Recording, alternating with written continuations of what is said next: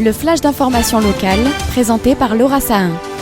Bonjour à tous et bienvenue dans votre flash d'information sur Radio JM. Nous sommes le mardi 2 avril et voici les titres de votre édition. C'est aujourd'hui que va être inaugurée la marina olympique du Roucas-Blanc située entre David et la Corniche.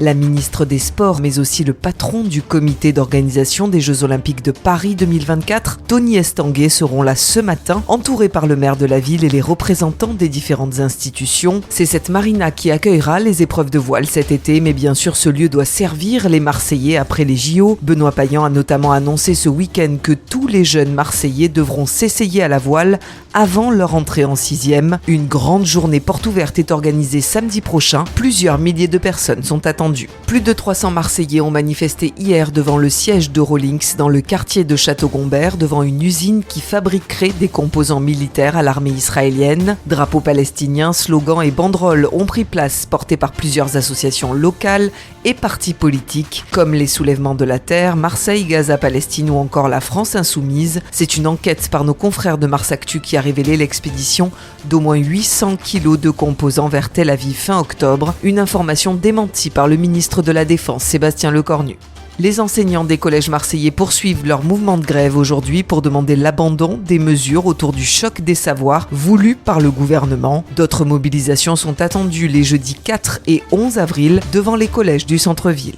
Le groupe Nicolin est désormais maître du nettoyage et du ramassage des déchets dans les 3e, 15e et 16e arrondissements de Marseille. Le personnel précédemment employé par De Richebourg a été conservé pour cette nouvelle mission, environ 230 personnes. Les élus et les habitants de ces quartiers sont particulièrement attentifs depuis hier à ce repreneur en charge de la propreté et attendu depuis plusieurs mois pour améliorer la situation dramatique dans nos rues. Un acteur de Plus belle la vie accusé d'avoir agressé un chauffeur de bus, la police a interpellé Rachid Afassa, qui interprète le rôle de Karim Fedala dans la série. Il est accusé d'avoir porté des coups au visage à un chauffeur de bus d'origine comorienne en proférant des insultes racistes. Le chauffeur âgé de 32 ans a conduit l'acteur sur la ligne du 80 entre l'église d'Andoum et le Vieux-Port et aurait dû faire face à l'acteur manifestement ivre pendant le trajet.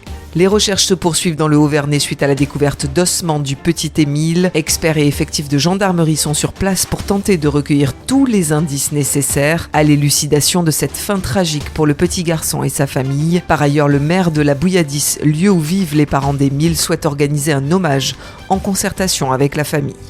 La météo aujourd'hui est de 12 degrés ce matin et jusqu'à 16 degrés cet après-midi sur notre belle cité phocéenne. Je vous donne rendez-vous à 13h avec l'invité de la rédaction. Aujourd'hui, je reçois Vincent Fernandel, le digne héritier de son grand-père, l'acteur et humoriste Fernandel, qui viendra nous parler notamment de sa collaboration avec Nicolas Pagnol, autre héritier d'une figure emblématique locale, Marcel Pagnol. À tout à l'heure à 13h sur le 90.5.